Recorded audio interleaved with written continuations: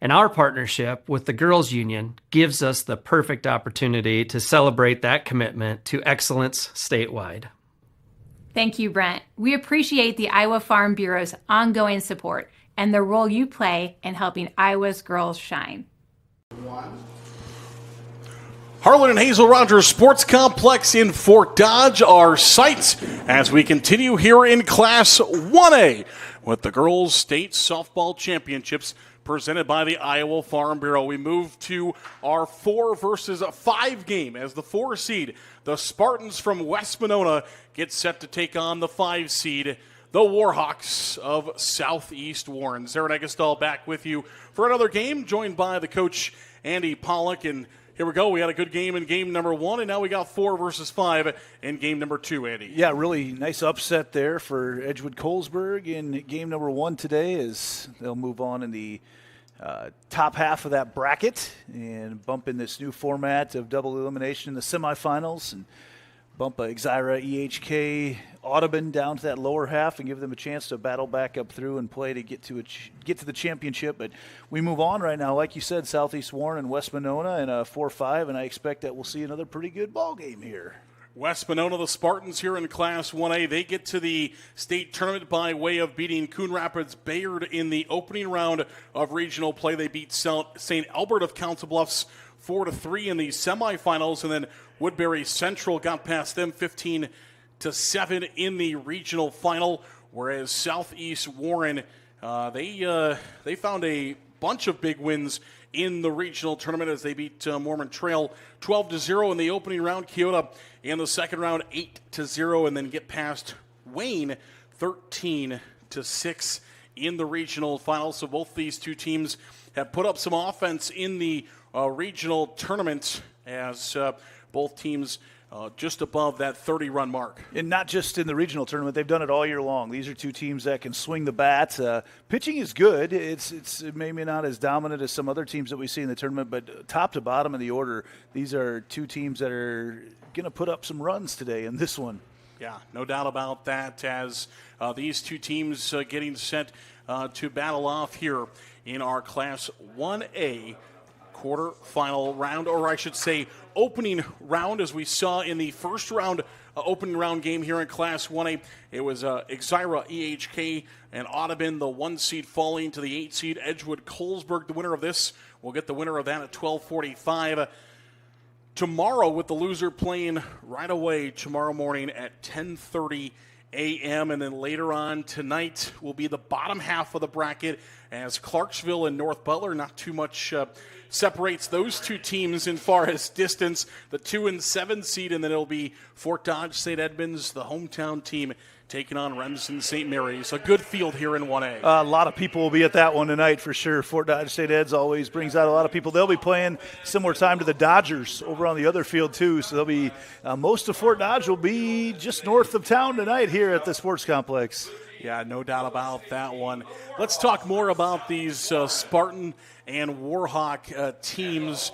We'll start first with Southeast Warren. They're the Warhawks. They'll be the road team here today. Cody Reynolds, the head coach of that team, playing in the Pride of Iowa Conference, finished 22-4 coming into the state tournament. They were 12-2 in conference play, finished second place in that Pride of Iowa Conference. Well, you're looking at Lexi Clendenin, too, one of the best hitters in the state, batting over 600 on the year, 9 home runs. She is just an outstanding ball player. Also stolen quite a few bases, so when she gets on, she can create some havoc on the base paths. They're going to do it, like I said, top to bottom, but she's the one that definitely stands out when you look at what they've got on their roster. And a good core group of seniors that have been playing softball together for a long time for that Southeast Warren team. On the flip side, West Monona, the Spartans, they come in with an overall record of 25-6. They finished 6-2 in first place in that Western Iowa Conference, and played some really good teams throughout the year. Remsen St. Mary's, who's a team that's in this 1A field, played them earlier this season. Riverside, who was a very good team, ranked at times. Missouri Valley, another good team. Ridgeview. Harlan, of course. Yeah. I mean, there's so many great teams that they were able to play throughout the regular season. Well, and it's going to start with a bat of McKenna Baker for the Spartans. And Baker bats .520 on the year, but more impressively than that, 75 stolen bases for McKenna Baker. So once she gets on, she is looking to roll and showing off a lot of speed there for the Spartans. It's like even if she hits a single, it's just an automatic two-baser. Every single time she's on base, put that into perspective, that many stolen bases. I mean, you're getting probably not going to get there with depending on how many games you play here, but I mean, you're not far off of 100 stolen bases in a season. Which is absolutely crazy, right? That you could get that far. I mean, that's 3 stolen bases per game. You're on an average right around there. That's insane, actually, when you think about it. So it'll be fun to see her get on the bases today and see what she can do. And looking forward to this one. This is 2 schools that I haven't got to see very much. I've obviously seen Southeast Warren a couple times at the state tournament over the years, but I've not seen West Monona play before. But getting to talk to some fans from the towns and learn more about the schools has been a lot of fun, and hope to share some of that with the fans here today. You mentioned, obviously, one of them already, but let's talk about the key players for each of these 2 teams. Let's start first with West Monona. Who is West Monona, the Spartans, going to rely on here today? Well, Baker's a big one with them, and they're not a home run hitting team. They've only had 3 home runs on the year, but it's going to be get Baker on, see what she can do. But then your pitcher, Carly Stengel, the 1.61 earned run average, doesn't walk many, 165 strikeouts on the year, so it'll be fun to see what she can do against this buzzsaw of a lineup from Southeast Warren. You talked about Lexi a little bit, but let's talk about this Warhawk team in Southeast Warren. And is she the difference maker in this game? Well, I think she is, but then you also got to look at Belle Ewing and and Emma Manser, and both them batting well into the 400s. And this is a team that swings the bat well. They've had 7 players that have home runs on the season, so you don't see that very often in Class 1A. But they've got several girls that have hit the ball out, and as we saw in the first game, sometimes it's going to be someone who has not hit the ball out. Is Schmelzer for Edgewood Colesburg, had 2 home runs, her first 2 of the season, in that opening round win for Edco. Yeah, no doubt about that. For West Monona, they are here at the state tournament for a 4th consecutive year. Losses in the quarterfinals in all 3 of their last appearances. They lost in the quarterfinals to Loiza Muscatine last year. 2024 lost in the quarterfinals to that team we just saw in Exira EKH Audubon, who ended up going to the state championship game in 2024, and then in 2023 a loss to Central Springs in the quarterfinals. So trying to kind of burst that bubble for the Spartans and get them into winning that first game here at the state tournament. And when it comes to Southeast Warren, they also were here a year ago, got to the semifinal round before falling in that semifinal round with quarterfinal losses in 2023, a runner-up finish in 2022, a semifinal loss in 2021, as they are back here for a 5th time in 6 seasons, as not making it here a year ago, I should say, back in 2024 was their semifinal appearance in that one. Taking the field is our teams for today's game, and let's now take a look at our pitching staff and what we're going to see in the circle here for West Monona. Well, it is Carly Stengel, and like I mentioned before, 29 appearances this year, and she's going to be the one to tote the load for them today with a 1.61 earned run average. Struck out quite a few on the season. She's 19-5, so we'll be curious to see what she comes at them with already. See some upward movement on that fastball, and that'll be what she relies on a lot. And we talked about just this double elimination format and how important getting through this first game is, and saving those arms for later in the week, because every win turns into 2 games you're avoiding having to come up through the elimination bracket.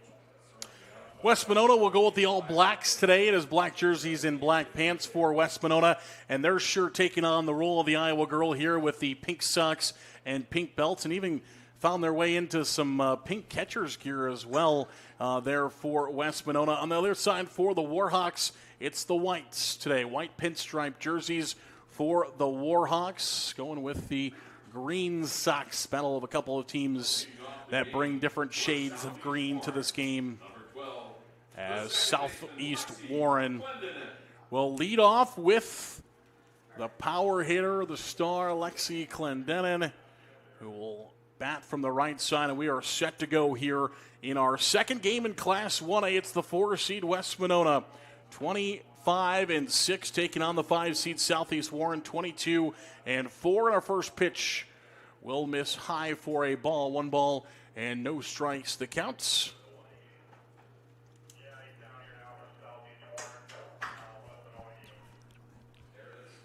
So it'll be 1 ball and no strikes. Here is the 1-0. That one will miss high for a ball. Now 2 balls and no strikes. The counts.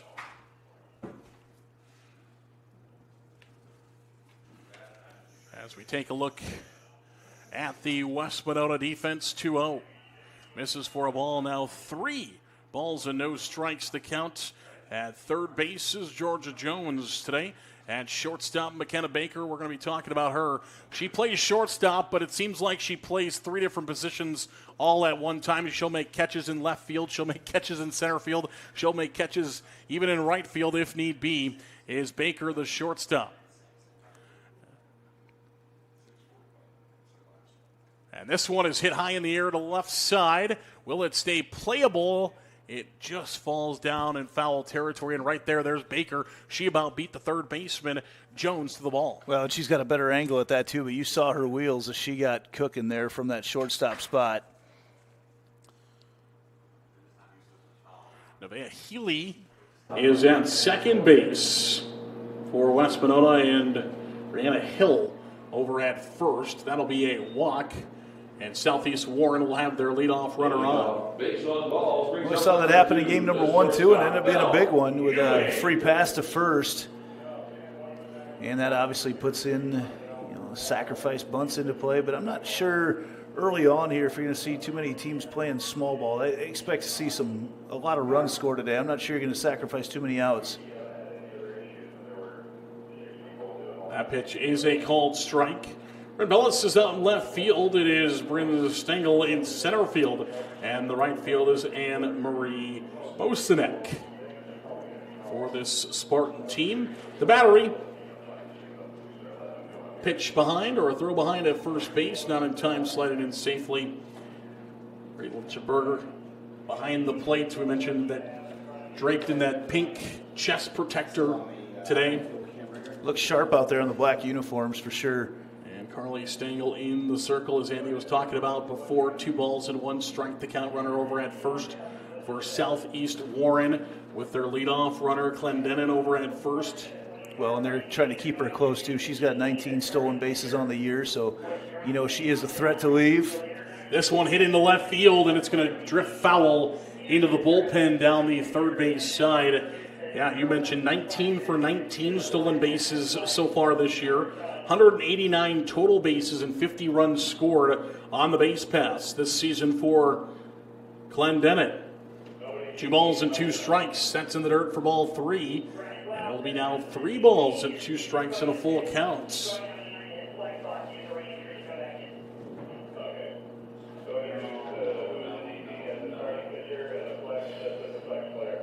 And the 3-2 offering. Hit in the air to left field. Hit pretty high, hit pretty deep, but just, is it foul? It is. That ball was crushed. Oh, man. Over the green monster in left field, but just drifting foul. If it was fair, it was well gone. We were told by staff here that it's 200 all the way around. Oh, time. We got a ball, and we're going to have to call. Yep. There we go. Ball rolls out onto the field. We were having our first chance here in the championship brackets of having these games played on these fields. So a little tight quarters. I'm surprised we haven't had more of that actually today so far. 3-2 offering again. Called strike 3. The throw behind at first, not in time. Trying for the strike him out, back pick him out. Well, I love the sequence of pitches from Stengel because after that last pitch got crushed to left field, she goes away from the batter, gets a strikeout, just changing the view completely. Well, and changes the complexity here as well because at one point it looked like she was in danger of walking back-to-back batters. Instead, finds a strikeout, leaves the runner over at first in Clendenin. And now there's an out away. Osowski here. Osowski steps in from the right side. Yeah, 521 on the season. She's got a couple home runs herself. There's number 58, bats from the right side of the runner over at first base. Trying to take advantage of the leadoff walk. The 1-1. Now 2 balls and 1 strike the counts. That ball's coming in there looking awfully fat. Just a little bit up. Here is the 2-1, and that one misses for a ball now. 3 balls and 1 strike. You talked about a couple of home runs for her as well. Maybe we'll get a chance, nearly got a chance to see the cowboy hat and the pony celebration for the Southeast Warren team. That one's crushed to third base, and there will be no chance. Now a throw down to third. Is it in time? It is. So trying to go first to third on that ball hit to third base was Clendenin, and she's going to get thrown out. They don't get the runner at first, but they will get the runner at third, the lead runner, the more important one. Well, and Hill came running off of first base as she caught that and made that play because Clendenin was not going to slow down at all, rounding second base. Thought she could get there, but great job over there at shortstop from Baker to cover because Baker's got some speed of her own. And that one misses outside for a ball, now 1-0. A key play there for the Spartans of West Monona. And now trying to get out of things here. That's going to hit her. That'll be a hit by pitch. And so runners will be at first and second. Well, this is now where your extra base runner would have come into play nicely. Bases loaded with only an out, but now Lola Shriver will come in, the left fielder. Has won a couple of all-conference awards in her career in the Pride of Iowa Conference. Runners are at first and second, and there's 2 outs. The 0-1, off-speed pitch outside the zone. It'll be 1 ball and 1 strike the count. A little bit of a longer inning here to start things off for West Monona, but they're trying to get out of things in the top half of the first and stranding a couple of Southeast Warren Warhawks on base. Yeah, plenty of base runners, just not able to scratch any across so far as defense has come up, made some plays. Shriver is the 5th batter in the order for Southeast Warren. She lines one into left field. That's going to fall for a base hit. 1 run coming around and will score. It's an RBI single for Lola Shriver, picking up her 13th RBI of the season, and Southeast Warren is out in front. Barreled it up pretty well to the power alley. Olsowski coming from around second base with 2 outs. No reason to wait for the ball to drop, so easily in at home to draw first blood here in this one. Kenley Crow will step in now from the right side in the same position with a couple of runners on and 2 outs, trying to add on now to her team's lead that Shriver gave them a moment ago. Starting our 8th inning of play here today, and how many runs have we seen with 2 outs? A ton. 1-0. This one in the air will not stay playable. That's going to be a souvenir for a fan. That they just a reminder, fans, to return will return to the concession stand. It's good for a lollipop. There we go. Crow decided to hit that ball before it broke, got way out in front of it, almost hit it backwards. And fouls this one to the screen now to make it 1-2. Still 2 away. Stengel, the senior, trying to work out of a couple of runners on. 6-hitter to the plate in Crow. As she'll find the sign of the 1-2 offering in the air. Foul. That's going to be the 3rd one that's going to join our screen here above us. Kind of curious what the process is for getting those out of there here after the game. We've got a few up there right now. Yeah, I know. There's a tube over here. There's a tube, we're told. Okay. Got to feed them down, pull that net down a little bit, and get it to go down the tube. There we go. Now we know the process. 1 ball and 2 strikes. Runners are at first and second. The 1-2 offering is in the dirt. Did it get a piece of the foot? It did not. So it'll be a ball in the dirt. 2 balls and 2 strikes. A lot of pitches thrown in this first inning. And Crow did a great job just keeping her feet, staying there, doesn't move, hoping that rolls up on her foot to load the bases. The 2-2. This one is lined into left field. That could be trouble. It's going to score at least one. It's going to probably try to score two. Here comes the runner around. Shriver will dive headfirst into home plate. It's an extra base hit, 2 RBI double by Crow. And Southeast Warren out in front, 3-0. A little bit of an off speed, and she got out in front of it and just took that ball right, pulled it directly into that power alley in left center field, took a big hack at it as she recognized the off speed right away, got it again before it broke. High ball, kept it high, right over top of the shortstop. Nice piece of hitting. Extra base hits in today's game are brought to you by Channel Seeds. The enhanced seed brand is here to help farmers like you level up your game and rise to the challenge. Learn more at channel.com/rise. Channel Seed sponsoring today's extra base hits, and we get one there. Southeast Warren has come out swinging an angry bat so far in the top of this first inning. They're looking to do some damage early in counts, going after some pitches too, as you saw Wallace on that first strike take a big whack at it. Wallace, the third baseman for the Warhawks, is where she'll be stationed today. Second year in the starting lineup for this Southeast Warren team. 2 balls and 1 strike to count. 2 outs here in the top half of the third inning. A 3-0 lead. Ground ball third base side. It is just foul.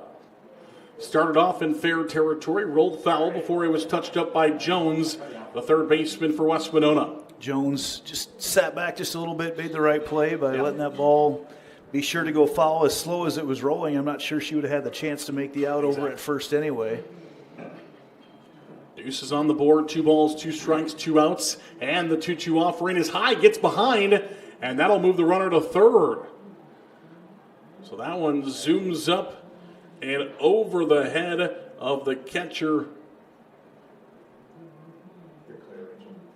And it's now a runner at third trying to add on here for Southeast Warren. This one into center field again, same spot, base hit RBI, heading for second, and in there safely with the double is Wallace. Back-to-back doubles for Southeast Warren. Another extra base hit brought to you by Channel Seeds and Southeast Warren pouring it on here in the first. Well, they continue to get out in front of those pitches, and that's their sweet spot out there in that power alley. Nice line drive hits, just textbook as they get around on those and putting together a string of doubles right now and a really, really crooked number here in the top of the first. Ridley will step in now from the right side, and that pitch in the dirt for a ball. The designated player batting for the flex here in this one. Mentioned we might see a lot of runs in this one, and suddenly when you put up a number like this in the first inning, you take away some of that speed and the opportunity for sacrificing outs later on, because now, just like that, those 21 outs that you're given in the game are very precious when you got to catch up from getting way behind to start. And a 3-0 count here on the 8-hole hitter as Southeast Warren trying to bat their entire lineup with Harper Wallace standing in the on-deck circle. That one's in there for a strike, though. 3 balls and 1 strike, 2 outs. Top of the first inning and a 4-0 lead for the Warhawks. 3-1, ball 4, and it will bring the 9th and final batter of the order. The right fielder, Harper Wallace, to the plate, and just like that, Southeast Warren bats around in the first inning. Can't script a better opening for the Warhawks than what you've got so far, and now the 8th grader with a chance to put an exclamation point on this inning. And that one misses for a ball. Her sister already batted in this inning in the 7th spot, third baseman. And now here's Harper. Has this one in the dirt for a ball. We've seen a few in the dirt so far, and Stengel doesn't walk many, so that, again, we talked in that first game, too. You're just playing at a different time of day than normal. It's hot, it's humid outside. It doesn't look like she's got a rosin bag out there in the circle at all either, so just trying to get that grip on the ball and throw a strike. And now another 3-0 count here for a Southeast Warren hitter in Wallace. Here's the 3-0. A change-up that's in there for a strike, and a big one there for Stengel as she's able to find the zone to limit walking. The bases loaded with Glenn on deck. Here is the 3-1. And that's strike two, so back-to-back strikes now, and we're full. 3 balls and 2 strikes, 2 outs, top 1. Well, they've been ready to jump on anything in the zone. I'm not sure they wanted those 2 pitches. And Wallace grounds one to third, and touching on third base is Jones for out number 3. 4 runs across the plate for Southeast Warren here in the top half of the first inning, and they come out screaming here in the first. We played a half with Southeast Warren 4-0 over West Monona. More softball is next. This is the IGHSAU State Softball Championships presented by the Iowa Farm Bureau. At MidAmerican Energy, we're one company serving 1.6 million people who all need energy that's available 24/7. That's why we work 24/7. That's why we make investments in our systems that make us more resilient to extreme weather. That's why we generate power from all available resources to cover the variables in supply and demand. And that's why when the power is knocked out, we work around the clock to restore power to you. MidAmerican Energy, obsessively, relentlessly at your service. Yeah, it's a trip when you hit the road. And when you know when you've arrived.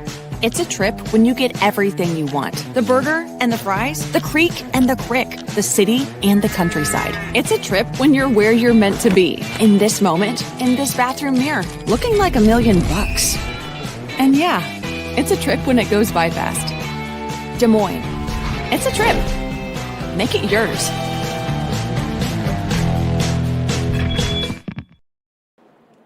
Harlan Hazel Rogers Sports Complex in Fort Dodge.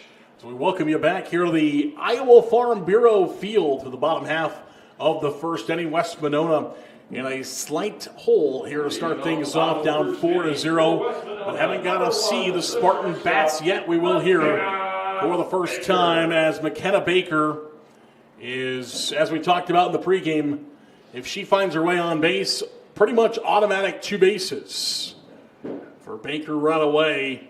And that's what West Monona is hoping for to lead things off. What do we got going in the circle for Southeast Warren, Andy? Well, I was going to see who was in there today. Right now for Southeast Warren, because my lineup is wrong. I've got someone that I don't have a number for. So I look at it right now. That is Geisler. That's in there today, not wearing the number that I had for her. Yeah, she's wearing number 5 today rather than her normal number 20. That's why. So Geisler on the season, 78 innings pitched, and she's one of 3 pitchers that have seen some time there. She's got a 1.7 earned run average, struck out 53.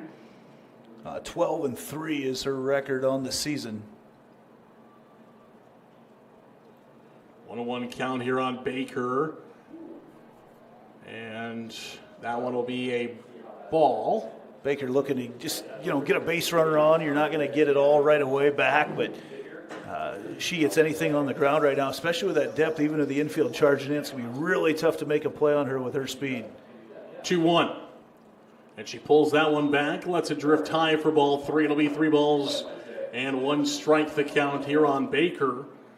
Trying to find her way on base, whether that's via a hit or a walk. Has taken 12 based on balls this season. Likes to swing the bat. The 3-1, puts it down, and will try to beat it out to first. She will. So quick down that line. Well executed by Southeast Warren, but you have to be better than perfect to get Baker out. That couldn't have been played any better by Kiara Wallace. She did exactly right. The only thing I'd say differently about that play is you might just want to turn it over and let Geisler be the one that tries to make that play at first. She's got a better angle. It's actually going down the first base line, and Wallace came from her third base spot to get it. And like you said, almost an automatic 2 right now because Baker will be swiping second.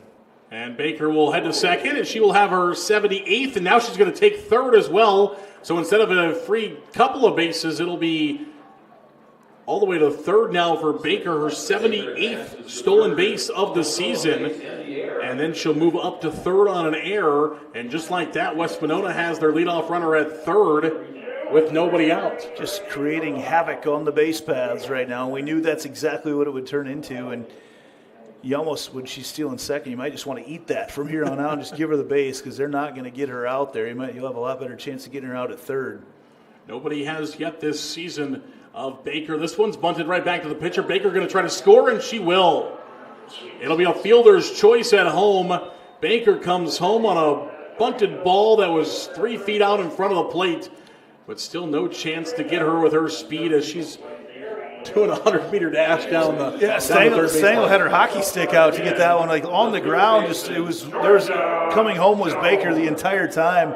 Stengel knew she had to get wood on that ball, did it, and ends up being safe at first. And that's just a situation you got to take the out. You're already up 4-0. Give up that first run. You don't have much of a chance anyway. Get the out at first. You're holding all the cards right now when you get out to a 4-0 lead. Take the outs when you can get them. IMT substitution as Kayla Cameron will come in for Stengel over at first base. Has 24 runs scored, is 4 of 6 stealing bases this season. And this one is bunted back to the backstop. Spartans, as Jones steps in, are using the small ball early on here. Not trying to sacrifice, they're bunting to get on. Yeah. So it'll be Cameron over at first. Looks like this one's going to come down here from Jones. Tell by where she was placing those hands. She attempted at it, but it'll be strike 2, and now we'll be swinging away with 0-2. No balls, 2 strikes the count. Well, we've seen some 2-strike bunts in the state tournament.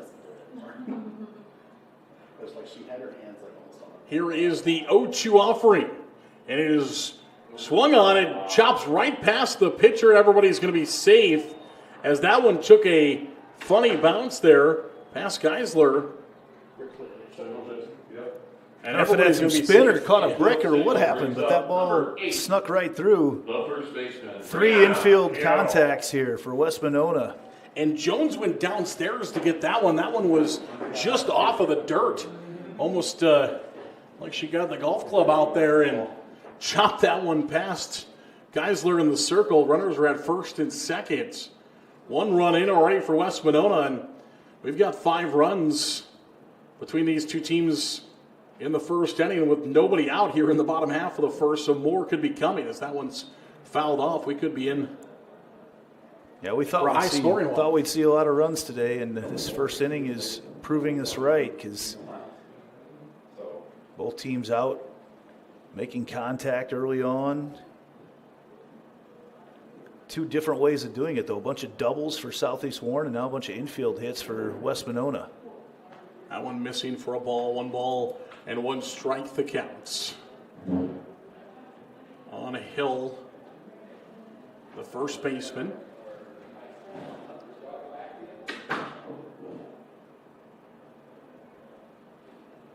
The sent by Geisler in the 1-1. And that one is going to be a strike on Hill here in the cleanup spot. Don't know if I'd call it a changeup, but not as fast as some of our other pitches there on the inside corner.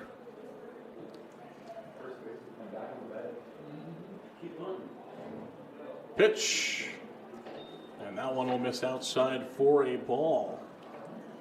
Hill will be back here in Fort Dodge in just a few weeks as she'll be joining the Iowa Central volleyball team in the fall. Trying to guide her team to a softball championship here first. As that one's down for a ball, now 3-2 the count. But we'll play for the Tritons next year. Right on the field behind us. Oh, excuse me. I'm talking volleyball, yes. Get my sports screwed up here. A few miles away. Here's the set in the 3-2, and that one's going to miss for ball 4, and the bases are loaded for West Monona, down by 3. Number 11, the catcher. They've got them on all the bases. As Lichtenberg, the catcher, will bat next, and Lichtenberg batting .352 this season. We'll have the bases loaded. A quick conversation in the circle for Southeast Warren. Players only meeting there in the circle. Well, I like what they're doing, too. It looks like they're going to play this at a normal depth and not play in. You're up 4-1 still, even though you just got to get an out at this point. You can concede that run, keep your lead. You're going to score more runs in this game. Worry about getting the out here initially. And the first pitch is in there for a strike. Lichtenberg, a .353 hitter. Yeah, the one thing that pops out to me, she struck out just 8 times this year. So she's putting the ball in play. Has been fantastic contact-wise. Not getting a hit every single time, of course, but putting that ball in play as she does here, sends it deep to left field. It's off the green monster and left. It's going to score at least 2 as here comes both runners, and they'll both score. It's going to score all 3. A bases clearing double by Lichtenberg. The Lichtenberg double scores. As Hill was chasing Jones around the bases, and they score almost simultaneously. Hill read it from first, and she saw right from the start that ball was getting over the top in left field. And if that's on the other field, that's a grand slam home run, because that's the tall fence. It goes off the top part, over 6 feet tall there. That is a big hit right there. And yeah, Hill had to hold up a little bit, rounding second, because she was about to run into her runner in front of her. And we are tied at 4, just like that. Looks like number 3. As now Kenzie Cameron will come into courtesy run at second base for West Monona. Kenzie Cameron. And the throw over to first. Now a throw back to third, out into left field. And Kenzie Cameron will slide in safely there at third base. She courtesy runs for the catcher. Kayla comes in for the pitcher. Well, heads up play by Shriver coming in from left field, too. Recognized it. And, they talk about ball-based backup when you're learning the sport of softball. And she came sprinting in. You got the ball, the base covered, and she comes in for her backup spot and saved another run coming in for West Monona. Those 2 are twins, by the way. 2 courtesy runners for the pitcher and for the catcher here for West Monona. Kenzie and Kayla. Much needed out there for Southeast Warren.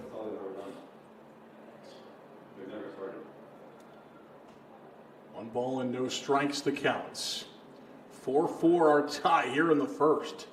This one is lined out into left field, and that will break the tie. It's going to be a base hit for Healy, an RBI single. And now West Monona has put up an odd number. 13. It's crazy how the game can switch right now. You get a couple base runners on early, you get some havoc created on the base paths, and you're looking at turning this order over again very soon. Bellis, the left fielder, will step in from the left side with the runner at first. The temperature has heated up these bats today in Class 1A.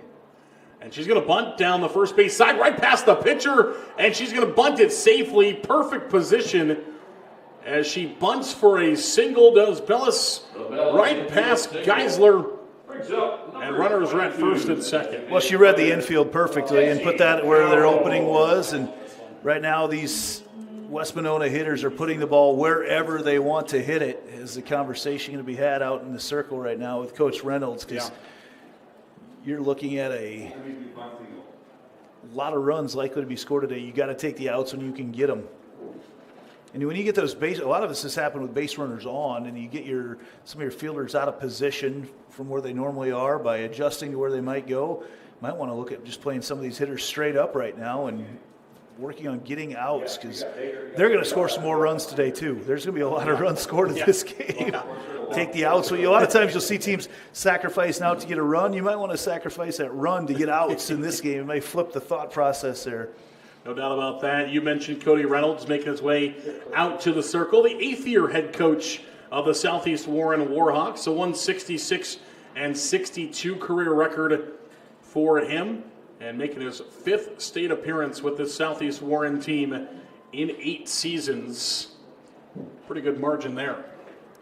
Yeah, they've become a pretty reliable fixture here at the state tournament.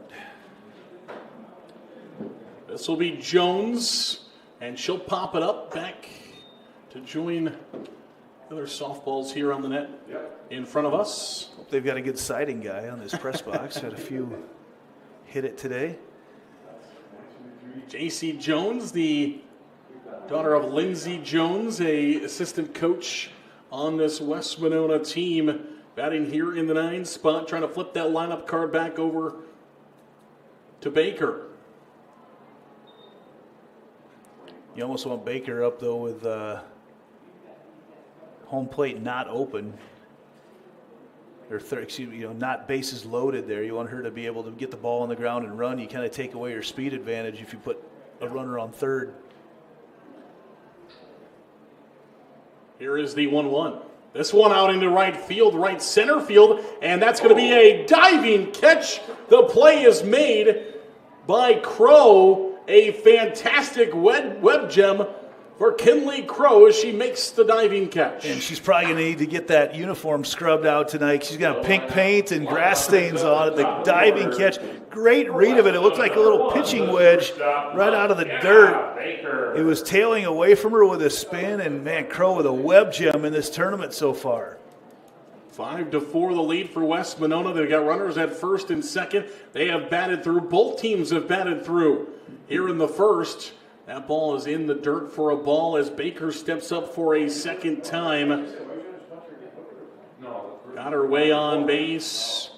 Ran to second, stole second. An error moved her to third, and then a bunt that was 2 feet in front of the plate scored her from third base in her first time up. Just 1 ball and no strikes. Wheels from her. This one hit high in the air to left field, and that one's going to go foul. Got a good chunk of that one. But it goes down the third base side into the bullpen. And Baker does have a couple home runs on the year, so to go along with that speed, she has put some power to it as well. You don't feel like, already in this game, you don't feel like any lead could be safe. The 1-1. And that one will miss for a ball. Now 2 balls and 1 strike. The count on Baker. Baker has taken 16 free bases this season, 12 walks, been hit 4 times. 2-1 count here. Now it comes inside on her. It's going to get away, and the runners are going to move up. Making your catchers and your pitchers work a lot today in this heat. Yeah. Until we've got to feel like a 108 outside, so it's staying pretty toasty. 3 balls and a strike. The count on Baker. Runners are at second and third. A 5-4 lead for West Monona. The pitch to Baker, and she will line this one into left field. That's going to score a run. An RBI single. Baker's going to try to get to second, and now the runner is out at third.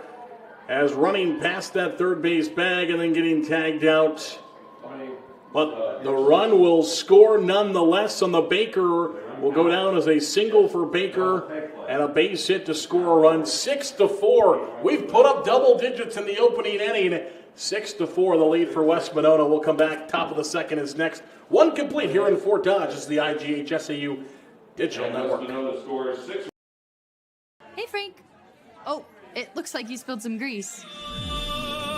Grills are multiplying and you need flavor that's bold. There's nothing left for you to do but to go to Fairway, your dream for Midwest meat.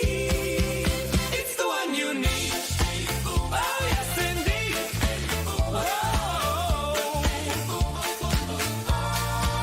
Oh, you better stake up. Fairway and meat go hand in hand. This dream is meant for you and me. Poultry, pork, and beef, your home for Midwest meat. It's the one you need. Oh, yes, indeed. Oh, yes, indeed. Yeah! Fairway, it's the one you need. Back here to Fort Dodge, the Iowa Farm Bureau field. As we continue on here in Class 1A, West Monona and Southeast Warren. 6-4 in the first between these two teams, and now Southeast Warren will Back up to bat with Lexi Clendenin. Batted through 9 in the first, and now Clendenin will start here at the top of the order in the seconds.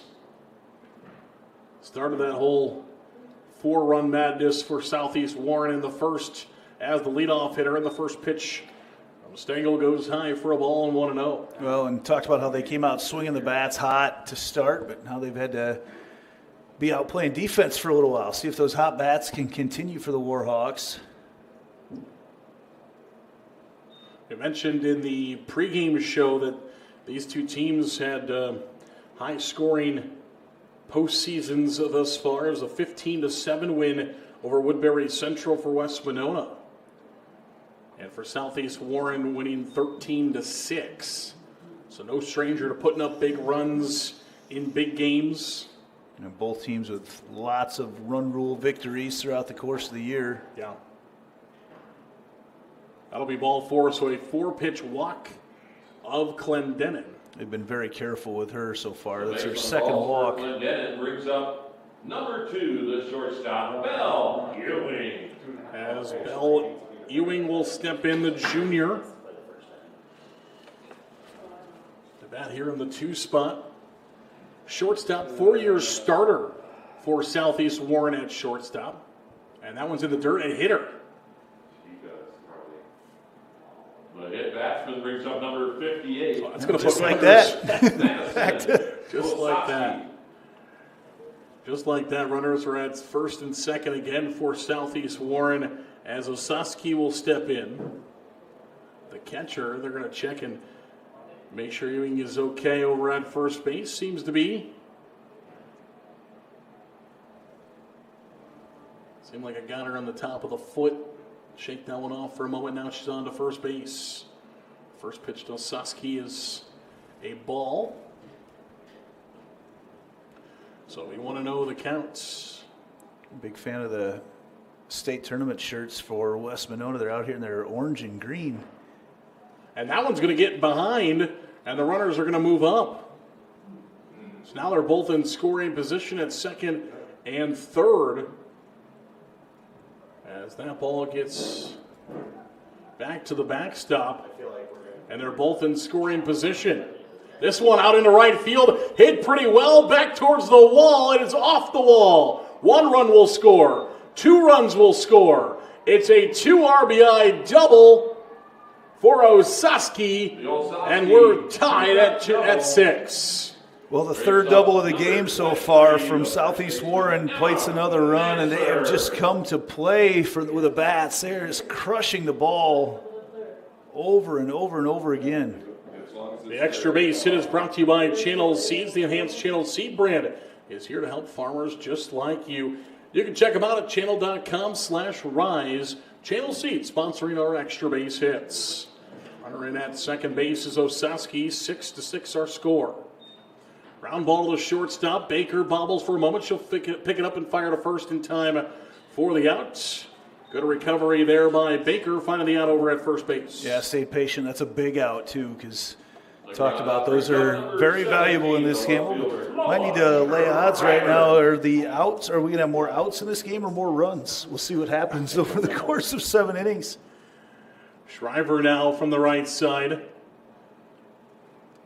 Takes the first pitch for a ball, 1-0. 6-6 our score here in the top half of the second inning.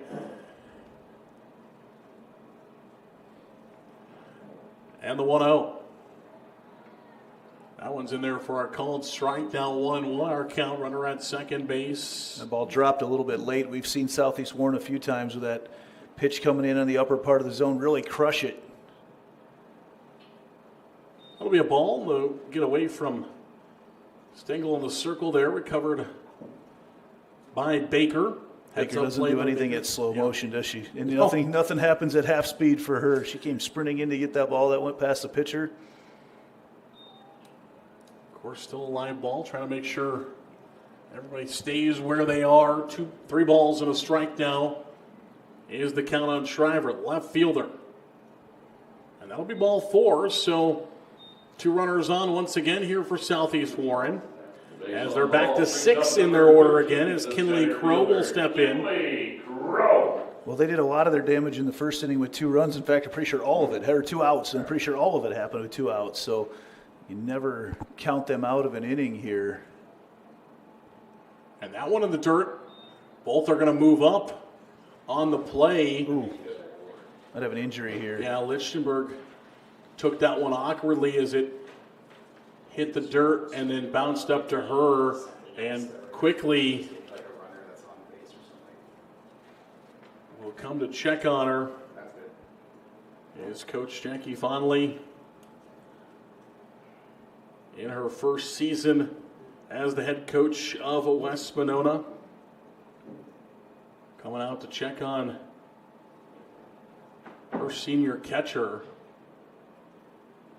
Southeast Warren having runners on second and third here and 1 out.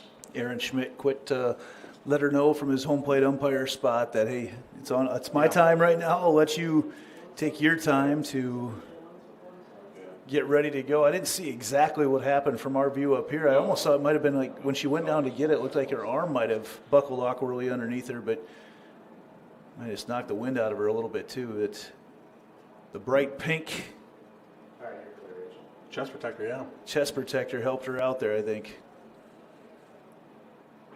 Fans of North Butler and Clarksville are going to walk into watching a lot of this game, I have a feeling, this afternoon. That one down for a ball, now 2-0. A couple of runners at second and third. And the 2-0 pitch, that's going to be ball 3. And now in danger of walking the bases loaded here with just 1 out is Stengel. 3-0. And that'll be ball 4, so it is going to be the bases loaded here for Southeast Warren. Have already scored 2. For the Warhawks brings up number 3, Kiara Wallace. As Kiara Wallace will come to the plate, the third baseman. Bases are loaded. This one, ground ball, third base side. That's going to get through the hole. It'll score a run, station to station for Southeast Warren.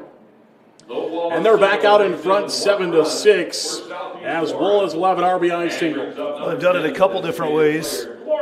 This time just a nice little hit right through the opening there in that 5.5 gap between third and short. And they continue their parade now with bases still loaded. Batted 9 hitters in the first inning, scored 4 runs.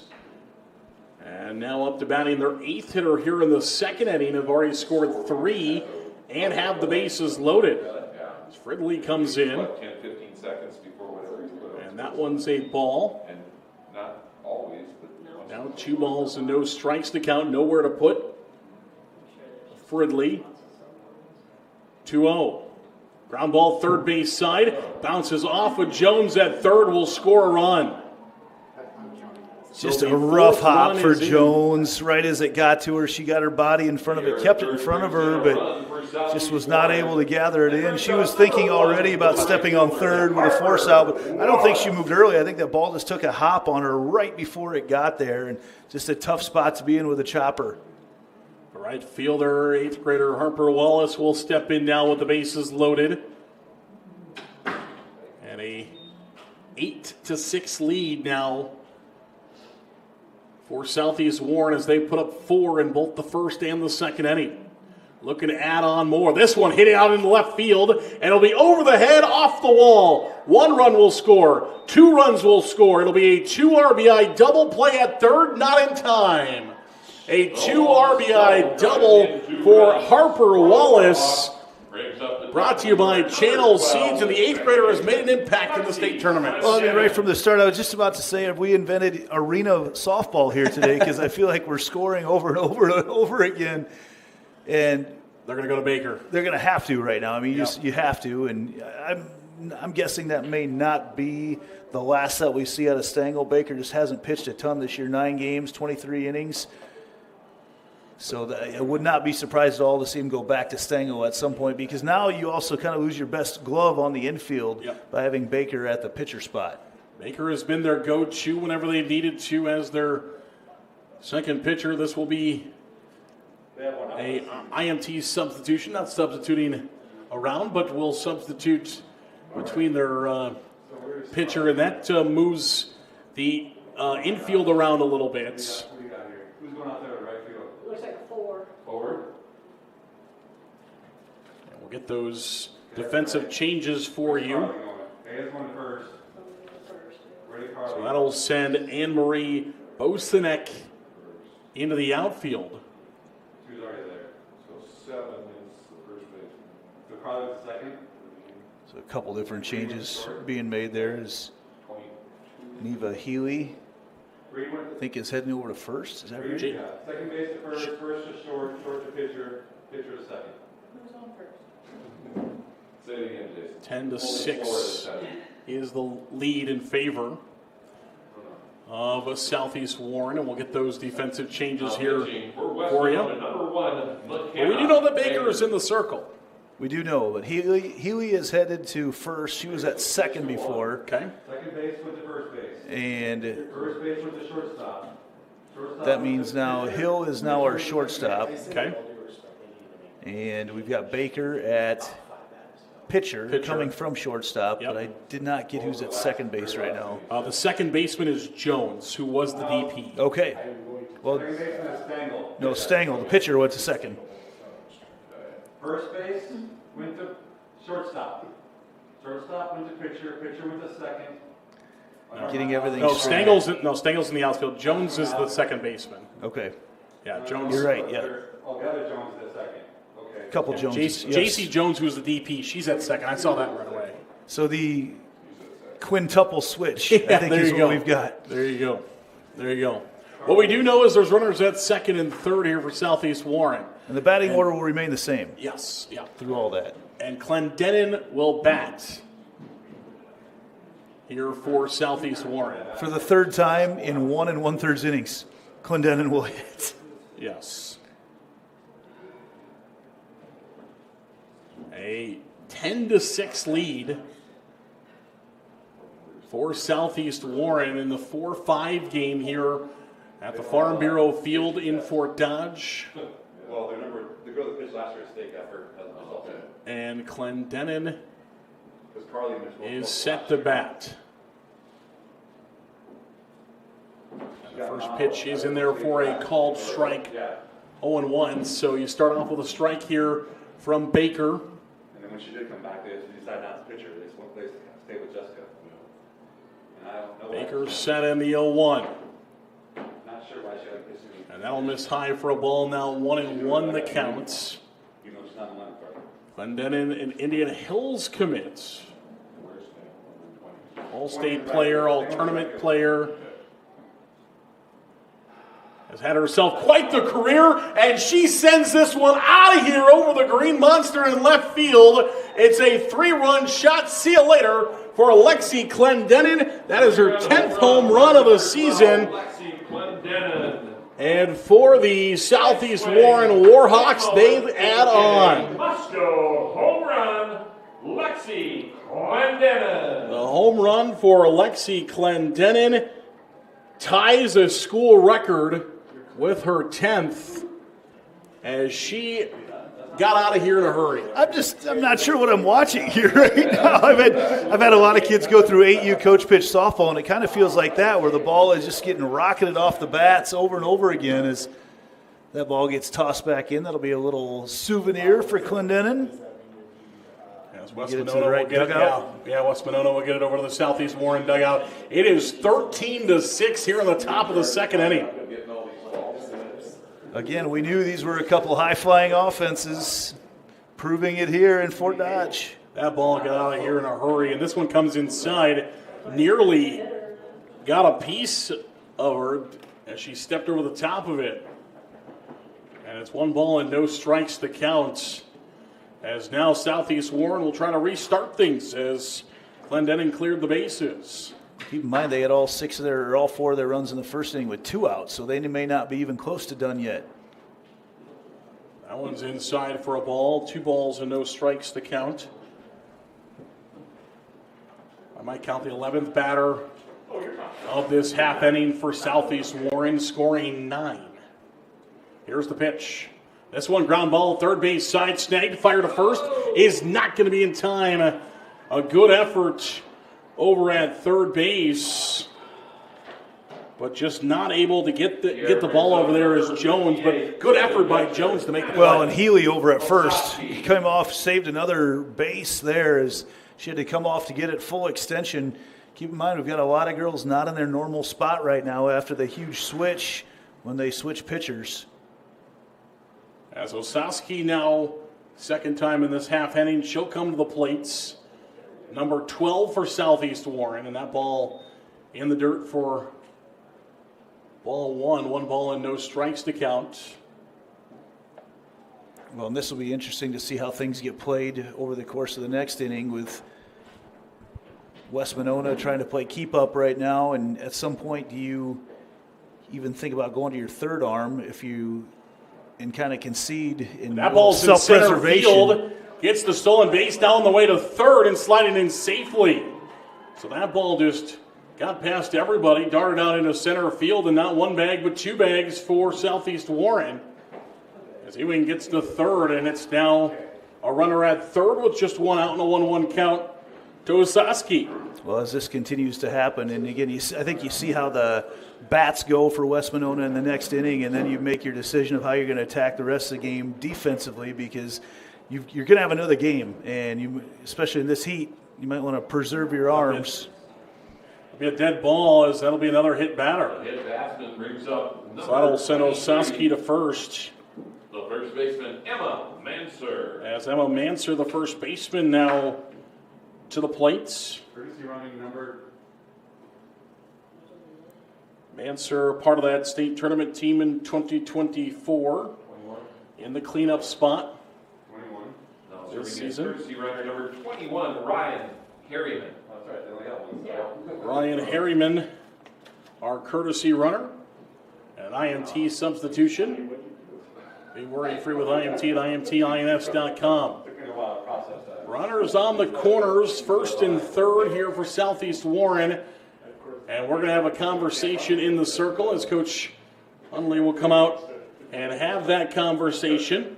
I'm not sure where you go from here right now. I mean, you just got to continue to pitch strikes. And that's the main thing, pitch strikes and try to make the plays behind it. It's not like they've had a ton of errors right now. They've had a couple, but it's just huge bats right now coming from Southeast Warren. Coach Fonley, who's in the circle talking, has been around multiple different programs within her career. This is the second team she has brought to the state tournaments. And she brought Algona to the state tournament in 2019, the first ever time Algona made the state softball tournaments. Was an assistant coach there in 1998, and then again from 2006 or 2014 was an assistant coach at IGHSAU in 2022. And now in her first season as the head coach here at West Monona, talking with her team as that conversation in the circle will end. Runners are at first and third. And Manser, the first baseman, set to bat here in the cleanup spot. The 13th batter of this half inning for Southeast Warren. And still just 1 out. I think my personal record that I've seen up here at Fort Dodge is 19 in an inning. Runner to second base. Now the runner's going to come home and safe. The throw a bit high, not for the tag. Ewing will slide in safely at home. That'll bring the 14th run across the plate for Southeast Warren as they have the double steal on. Well, and I think there's a miscommunication because the throw to that side of the bag was to get the out at second, and then they don't get either right now. I think they would have had her there. Yeah, and there's a conversation ongoing between the West Monona dugout and the West Monona infield, so you might have been onto something there. 14-6 now the lead. This one smoked out into center field and over the head, off the wall. It'll be a single with runners on the corners. Now in a rundown. Here comes the run home. Another run will score. It'll be the second out of the inning, but a run will score and Southeast Warren will add on. Southeast Warren scores a run. I'm just looking out at our scoreboard right now that does not have double digits by inning, so it looks like there's just been one run scored. People are going to walk in and wonder what's going on. It looks like just one run has been scored here in the second inning. It's actually the 11th run in the top of the second for Southeast Warren. 14th batter to the plate for Southeast Warren is Shriver for a second time in this half inning. 11 runs across the plate. They lead 15-6 over West Monona. West Monona's going to have to keep their cool, too, because when they go to the offensive side, we've already seen how explosive they can be with the bats and just the way they manufacture runs. So I think it changes a lot about how you can play the game defensively as your Southeast Warren leading by this much right now. But, man, we definitely know West Monona can put up runs in bunches. Don't count them out. Long ways to go in this one. I think it changes a lot about how you can play the game defensively as your Southeast Warren leading by this much right now. But, man, we definitely know West Monona can put up runs in bunches. Don't count them out. Long ways to go in this one. Power from all available resources to cover the variables in supply and demand. And that's why when the power is knocked out, we work around the clock to restore power to you. Mid-American Energy, obsessively, relentlessly at your service. Whether you volunteer or hang with friends, play pickleball, read or follow trends. No matter what your retirement style, you deserve healthy eyes and a healthy smile. Some Medicare plans don't cover vision or dental. With Delta Dental, you can save on what's essential. Get coverage and take care of your health. It's peace of mind, so treat yourself. It's more affordable than you might think. Give us a call or visit this link. Back to the Iowa Farm Bureau field here in Fort Dodge. The Girls State Softball Championships rolled along here in Class 1A as we head to the bottom half of inning number 2 now with a 15-6 lead for Southeast Warren. As Carly Stengel will step in here for West Monona, trying to start things off now for the Spartans. And again, just get some base runners on and see what can happen. They put up 6 in that first inning in a hurry. Yeah. They batted through their order as well in the first. Can they match Southeast Warren? 1-0. And that one misses for a ball. Now 2 balls and no strikes to count.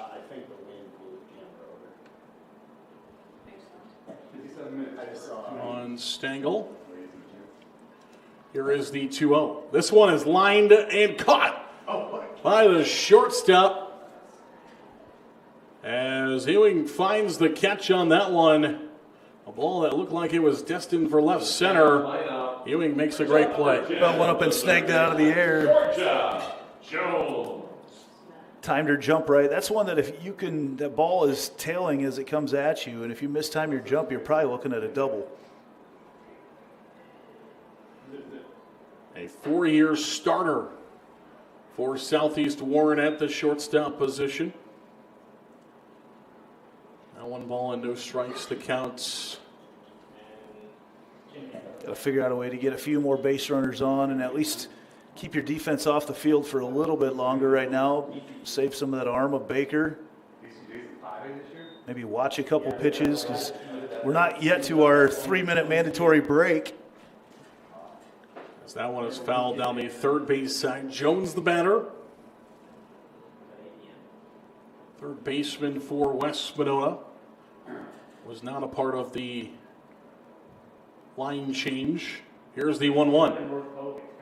Ooh. And that one will be a ball. It'll be 2 balls and 1 strike that counts here on Georgia Jones. Shadows starting to creep a little bit further out there right now. Not yet to the field, but at least giving the fans on this field anyway some relief from the heat outside. Like I said, it feels like a 107 right now. This one is out towards center field, and that's going to be down for a base hit. It's going to be extra bases for Jones as she is on to second. Now going to try to make it into third. Here comes the throw, and Jones dives in safely. Jones placed that hit in a perfect spot. She fell down, so it was a triple there because she never ended up actually having an error on it. And so it'll be an extra base hit brought to you by Channel Seeds. The enhanced Channel Seed brand is here to help farmers like you with your game. Rise up to the challenge. Learn more at channel.com/rise. A triple for Jones. And West Monona has a runner at third with just one away here in the bottom half of the second inning. Well, they've done some damage before. Again, this time, though, this is where I think in the first inning they did it wrong. If you get any sort of infield hit, don't throw that ball home. Situationally wise, you're up by 9 runs. Take the out over at first. Hill, the batter, here in the cleanup spot. Started the game at first base. No longer there with the changes. And the 0-1. Ground ball, third base side. That'll be a foul ball. Hill came around to score in one of those 6 runs in the first inning.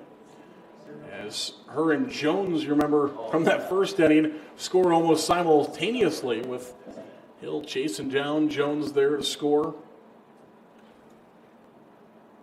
0-2 count on Hill and the 0-2.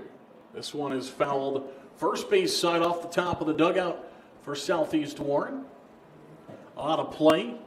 We'll keep our count at no balls and 2 strikes.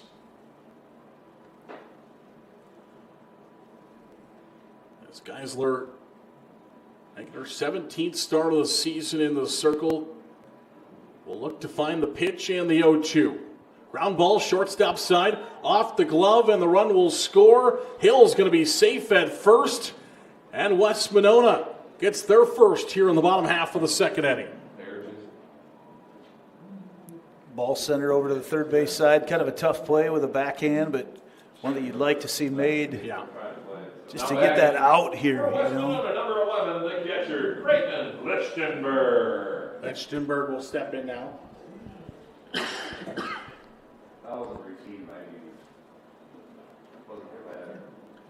Here's the set of the pitch. And the first one is in there for a called strike. Good to see Lichtenberger. Okay, of course, had a quick stoppage to check on her in that last half.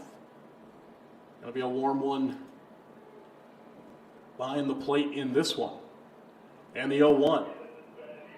Long inning back pick over at first, not quite in time, as Hill will dive back in safely. I love the idea of trying to get that out, trying to just scratch an out at some non-conventional way.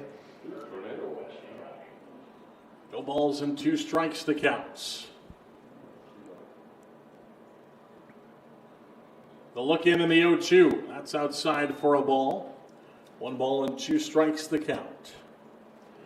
Geisler just a sophomore for the Southeast Warren team. 13-3 this season.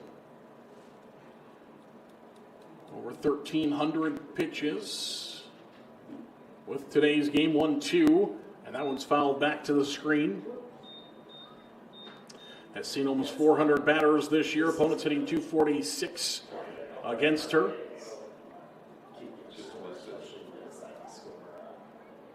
Runner over at first base is Hill. 1 ball and 2 strikes the counts. A pitch to Lichtenberg is outside for a ball. Now 2-2. Southeast Warren trying to catch back up, West Monona trying to catch back up after Southeast Warren puts up 11 in the top half of the second inning. The Spartans have 1 so far here. This one's popped up in the infield. It'll be played out of the circle by Geisler for out number 2. Well, and that's not as easy a play as what she made it look like. The infield pop-up brings up number 12. Just looking back, looking at some of our records that we've had, it's our second record we've had today because those 11 runs in the second inning by Southeast Warren is a new 1A record for runs in an inning. Broke the record from Key against Montezuma in 2017 and Remsen St. Mary against Martindale St. Mary in 2013. Each of those teams had 9 runs in those innings, so broke it pretty handily. Another back pick on Hill over at first base, but she'll dive back in safely. So yeah, 2 games, 2 records tied or broken so far here in the Class 1A field. 1-0. This one, ground ball, third base side, will be a tough play over to first base, and it will be not in time as a infield single has runners at first and second here for West Monona. On the infield single brings up number 7. I'm just looking ahead at some other records right now. Another one that's in danger of being broken. Combined runs by a team in a game in Class 1A. The record is 29 in one game. We're already at 22, and we're just in the second inning. That one seems like it has no shot of staying on the board. And that is the record of all classes as well. 29 in one game. That is combined runs by a team.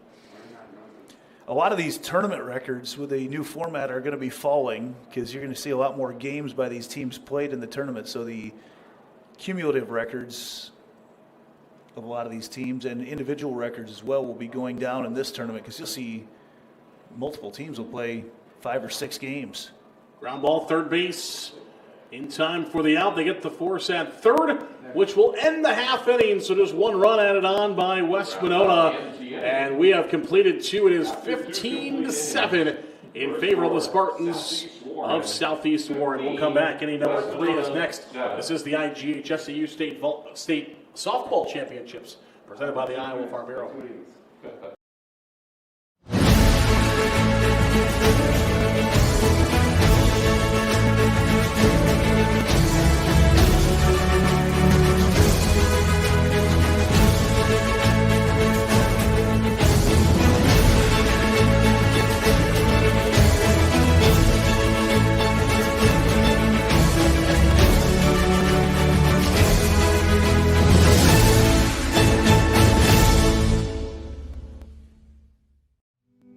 Freedom Tire is proud to support the Iowa Girl through their sponsorship of the Iowa Girls High School Athletic Union.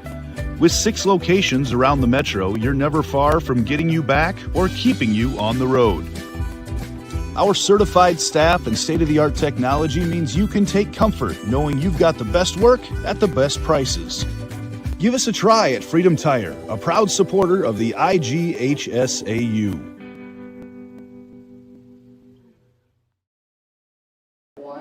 Back here to Fort Dodge, the Iowa Farm Bureau field, and we have got some runs scored, 15-7 through 2 complete innings for these 2 teams. Baker back in the circle for a second inning of work. We talked about the weather a little bit throughout the day, and just missed a couple of shots of rain actually to the north of us. You can kind of see it's earlier, yes. Yeah. Now it looks like this next system's going to miss to the south, so hopefully just bring in some cooler weather for the rest of the week. Well, there's another one active right now in the north. Right, I think we've got another one, active to the north and another one to the south, so hopefully it stays away from here. We split it, and be in good shape. Yeah, see, we're looking at the radar here just to the north, up by Mason City in that area. Getting some rain. This one 1-0 now.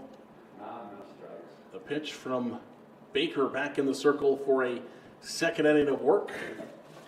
Southeast Warren has batted through their order in both innings so far. Put 14 on the plate in the last half. This one to the right field. And the play will be made, so 1 batter and 1 out here for West Monona. Good start to the inning again, 1 by 1, and you don't have to get all those runs back in an inning either, but you do have to start thinking about how you might extend the game with the mercy rule coming up in the 5th if you're down by 8, so you do need to start thinking about putting a few more runs across.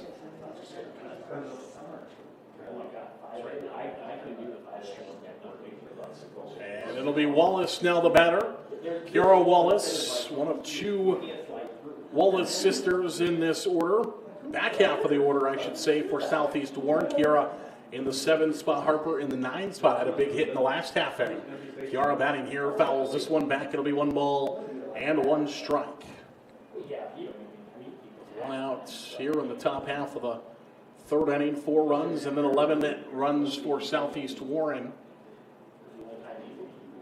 As Baker will spin the softball and find the pitch that she wants. Falls down into the dirt for a ball. Now 2 balls and 1 strike the count. And for West Monona, that's probably, what you're looking for, just looking to try to stack some outs here. Bring your bats back up to the plate. 2-1. One at a time. The second you lose focus on what you've got to do at the moment is when things can get out of hand, and that's when you give up 11 runs in an inning.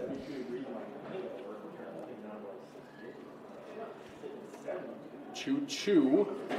The count. Baker looking to get the first two batters in the order out. That one slips out of the hand. Of course, we've talked about it. It's the heat, the humidity outside. Of course, that's making the grip on the softball maybe not the easiest thing in the world. Baker laughs it off, though. She's out there very loose still. Surprised with her just in general lack of level of comfort there in the circle as your number 2 pitcher. You don't always see that, but seems to be quite comfortable out there spinning it. It's the strikeout there, so back-to-back outs for Baker and West Monona. They get the first 2 away as Ridley will step in now from the right side.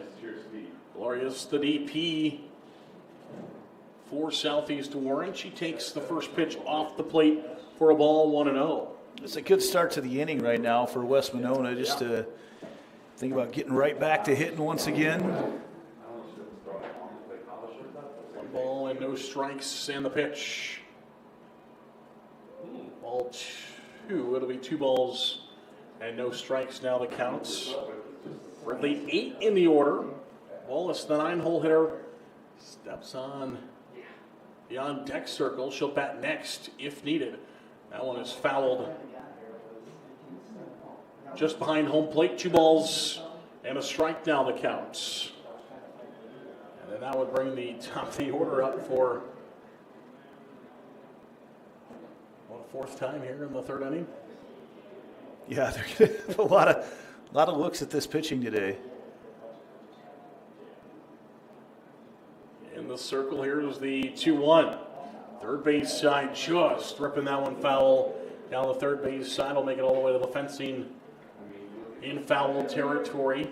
When I feel like I've said it a bunch, but just the way that Southeast Warren swings the bat, they just continue to jump on strikes, and they have given that ball a ride several times.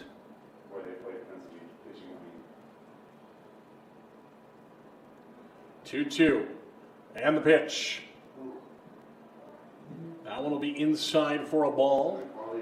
3 balls and 2 strikes to count. Full count with 2 outs. Southeast Warren trying to put their first runner on base in this half inning. West Monona trying for a 1-2-3 for the first time. Here's the 3-2. Popped up in the air, out of play. As that'll be a foul ball, a bonus. Stay at 3 balls and 2 strikes to count. And we'll do it all over again. From Baker, the 3-2 is ball 4. And so Southeast Warren will have their first base runner of this half inning aboard as the 9-hole hitter Harper Wallace will step in. Harper Wallace. Wallace, the right fielder, has a runner now over at first base. Clouds starting to settle in, which I'm sure the fans and the players out there on the field, it's a welcome sight to keep that sunshine down. It's been sunny and hot here through much of these 2 games. That one's in there for a strike, 0-1. The count on Wallace, had a couple of RBIs and a base hit her last time to the plate in the last half inning. And that's in there, called strike 2. Now 0-2 the count here on Wallace. A little bit of a late break there. Drop that ball right down into the zone. And Baker a path out of this one. The 0-2.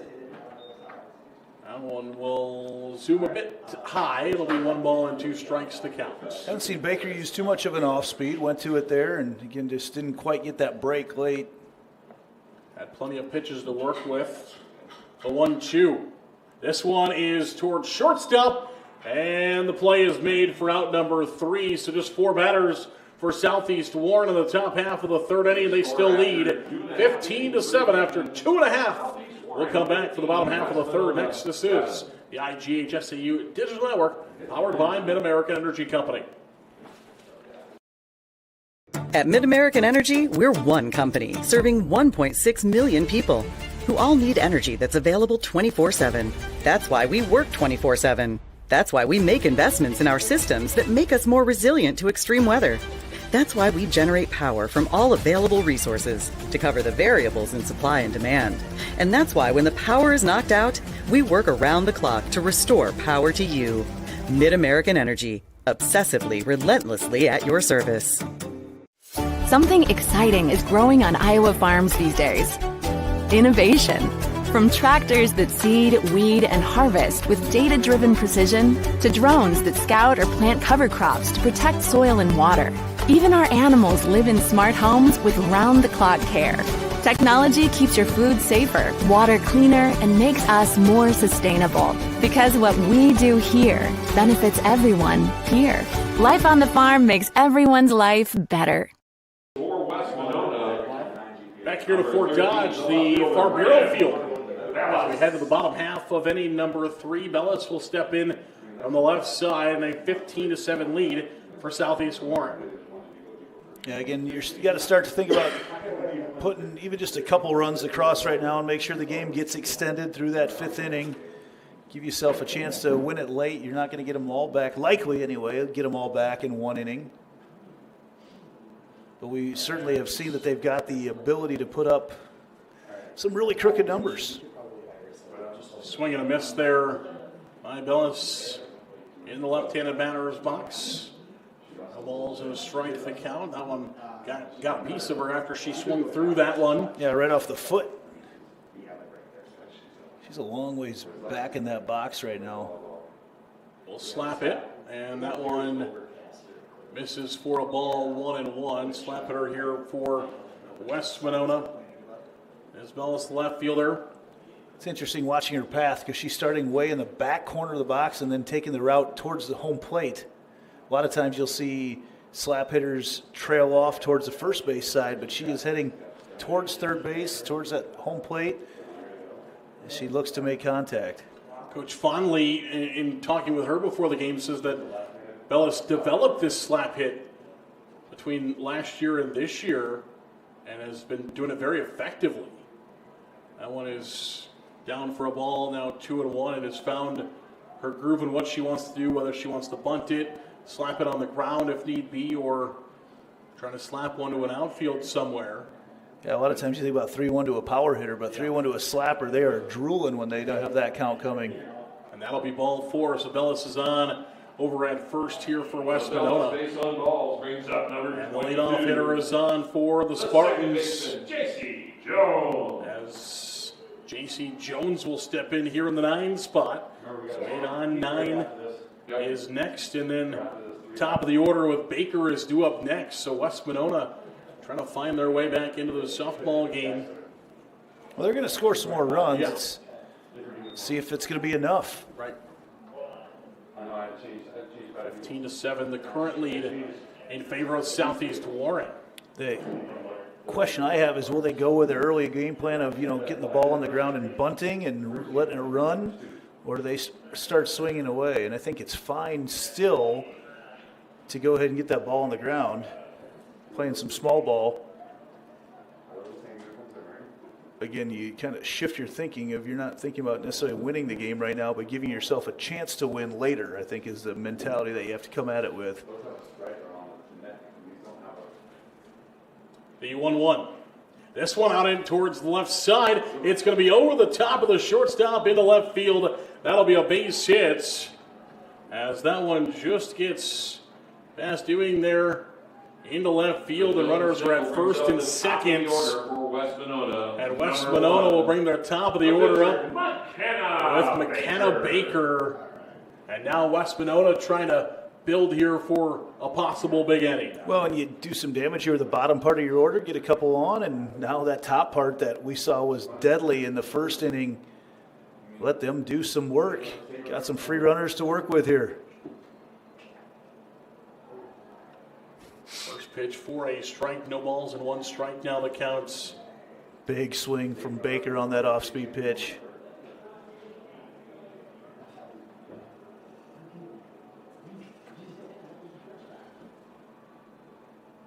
And the set and the pitch, and that one's high for a ball. Now 1-1 Geisler in the circle here for Southeast Warren, getting the start today. And trying to work out of a jam in the bottom half of the third with runners at first and second, the 1-1. And that'll be ball 2 now, 2-1 the count. Of course, don't want to give Baker anything too good. You mentioned a couple home runs this year, has a couple of triples, 8 doubles, 43 singles this season. Got a really nice compact swing, but then also she have no problem putting that thing bunting out towards the shortstop and motoring down to first. This one high in the air, could be playable in foul territory, and it will be by Geisler. That's a huge out for Southeast Warren to keep Baker off the base pass. A ball in foul territory. Geisler comes out of the circle and makes the play. Well, and you saw a couple different players converging on that, but Geisler's the competitor in her, just charges in and catches that ball, gets the out. That's a big out to get Baker back in the dugout. Keeping the runners at first and seconds. Pitch low for a ball, 1-0. That's about the worst case scenario there for West Monona. Not able to advance the runners. 1-0. Here's the 1-0. This one over to the left side of the infield. It's caught. Look at second for a possible double play, but it won't be there. The catch is made, and the play is made for Southeast Warren. Number 10. As Wallace, and just that quick look over at second base to see if she can get the double play. Well, not quite enough air under that one to put the infield fly rule into effect. Not enough time for anybody to think about it, really. And just like that, Southeast Warren with a chance to get out of what looked like was building for a big inning for West Monona. Opportunity. Couple flyouts, so that's best case scenario here for the ladies from Milo and Lacona and Liberty Center. Here's the 1-0. That one's low for a ball. It'll be 2 balls and no strikes to count. 15-7 our lead. Southeast Warren trying to find the final out, which would be a scoreless third inning, something we thought no way there was a chance of having a scoreless inning after the first 2. But we're an out away from that. Here's 2-1, right back up the middle. Play over to first base in time for out number 3. A fantastic play for Southeast Warren, and we will have a scoreless inning here in the third. 15-7 the lead for Southeast Warren. Moves it along pretty quick when you get those 3 outs. And again, they had a big opportunity to start that inning with getting the 8 and 9 batters on, and then a couple flyouts and a ground out. And before you know it, you're back playing defense. So I want to take a minute here while we've got some time to talk about the schools that make up, or the towns that make up these 2 schools. Alluded to it earlier, but Southeast Warren down in Warren County. Milo is where everything's at there. The baseball and softball field are there, and along with an elementary school.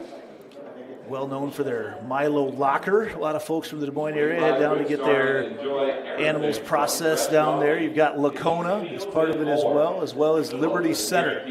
So it's where the junior high and the high school are, I believe. I said Liberty Center has a population of 76. So probably one of the smaller towns in Iowa with a school in it. So that is a quick look at Southeast Warren. We've talked before. They've had several chances to come here to the state tournament. So a lot of fun there. We've also got West Monona today. Ottawa is where the primary part of that school district is located. Actually, the launching point for Ragbri, if I'm not mistaken, here this year. So they've had a couple of Ragbri towns that we've seen already with IGHSAU, as well Blanco, Turin, as well as some unincorporated areas, including Whiting, Moorhead, and Soldier, are the primary parts. So there's some other schools around there, but that's primarily where the towns and the students come from that are part of that school district. So it's been fun to talk with the fans and parents of each of those schools as we get ready for the week to find out kind of what makes them tick, and a lot of small town pride in these areas. And it's kind of fun because it seems like everybody knows who all the young ladies are, and they've all got stories to share. Tomorrow, if we have a chance, I've got some great stories from some of the Class 2A schools to share, and it's fun to share these stories, not just the girls, but then the communities that support these girls as well. As I think it's coming from a small town, both of us coming from small towns. I think it's important that their identities remain, even though as some people move away and as some lose their district, there's still a lot of great stories to share about these small communities in Iowa. Yeah, no doubt about that. And you were talking about the history. You know, the Southeast Warren team, of course, has deep-rooted history in softball as well, going all the way back to the 60s when they won 4 state championships in softball back, but there was a summer and a fall softball championship. Won both the summer and the fall championship in 1961, won the fall championship in 1962, and then the summer championship in 1968. There for the Warhawks of Southeast Warren. They've got a lead here in a run to try to win a 2026 state softball championship. And we'll get to hear more about them as we go on throughout about this one. We come back for the fourth. Next, this is the IGHSAU State Softball Championships presented by the Iowa Farm Bureau. Yeah, it's a trip when you hit the road. And when you know when you've arrived. It's a trip when you get everything you want. The burger and the fries, the creek and the crick, the city and the countryside. It's a trip when you're where you're meant to be. In this moment, in this bathroom mirror, looking like $1 million. And yeah, it's a trip when it goes by fast. Des Moines. It's a trip. Make it yours. Excelling in athletics takes teamwork, dedication, and a commitment to excellence. These are the same qualities that help our pig farmers and our communities thrive. The Iowa Pork Producers Association is proud to support statewide high school athletics and the student athletes who make us all proud. Visit iowapork.org/WeCare to meet the people behind the pork and hear about our winning approach to caring for our pigs, the environment, and our communities. Back to Fort Dodge, the Farm Bureau field, which is hosting Class 1A through the championships, and we are in our 4-5 contest. Aaron Agostell, the coach, Andy Pollock, with me today for the Southeast Warren and West Monona contest, which has us at 15-7, heading to our fourth inning. West Monona back on defense, and in the circle, once again, McKenna Baker, who was able to get 3 of 4 batters in the last half. A good start to building towards solid innings. Well, Baker came in a not-so-easy situation, and she's come in and thrown the ball very well. She's thrown strikes, but this is the first time she's going to have to go through that top part of the order. So we'll see what she can do now against that hard-hitting top part of the Warhawk order. Clendenin, one of the best here. Clendenin gave one a ride her last time up, and that ball got out of here in a hurry. It wasn't one of those where you had to wait to see, is it going to get out, is it going to not? A non-dramatic call for a play-by-play guy, right? Yeah, it was off the bat. It was well out of here. So she was trying to see if she could get one of those cars driving by on the gravel road.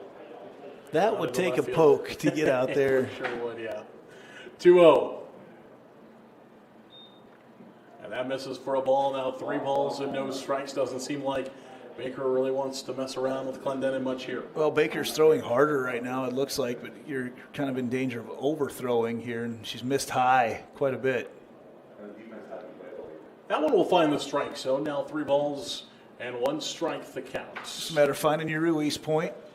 Give yourself some dry runs there as you work yourself back onto the rubber. The 3-1 is called strike 2. Now 3 balls and 2 strikes to count. There we go. Now she's settled back down into the zone. Now Clendenin's got to be ready. That fastball is going to be coming pretty fat right now. Got behind in the count, 3-0. Now battles back 3-2, but that's going to be well outside for ball 4, so Clendenin will find her way on the base. The shortstop, Mel Ewing. That's where Southeast Warren's been really good, is capitalizing on these base runners that they've had. They've been really, really good about getting them around, not leaving many on, as we've got North Butler showing up right now, and they might be waiting for a while as the teams work their way. They're right outside the dugout down the third baseline. That game's supposed to start at 4:30, but we could be here for a while yet. This one in the dirt, and Ewing, the shortstop. She's been busy today at shortstop. Has made a nice jumping catch earlier, made a good play in front of second base, and on the base pass, that white jersey, she has been diving all over the place into second base, into home, scoring earlier. 1-0 the pitch. Ground ball towards the third base side. It's going to stay fair, and it's going to be an easy base. Where Ewing, the shortstop, gets down the base path quickly, and there was no chance to get her. That's so hard on a fielder because you don't see bunt. It's a swinging bunt. It's more effective than any bunt that you could possibly lay down. It's so hard because the fielder sees the full swing of the bat, so you're so late to react. And man, I tell you, if someone could master that hit, you would have a very high batting average. The only question is fair or foul on those ones. And that one was well fair there for Ewing as Osaski will step in. Madison Osaski, the catcher, was a designated player for the Southeast Warren team last year, and then now has taken over the catching duties this season. Here's the 1-0. And in there for a strike. Now 1-1. That's what she was preparing for all year last year after being the DP and batting but not playing the field.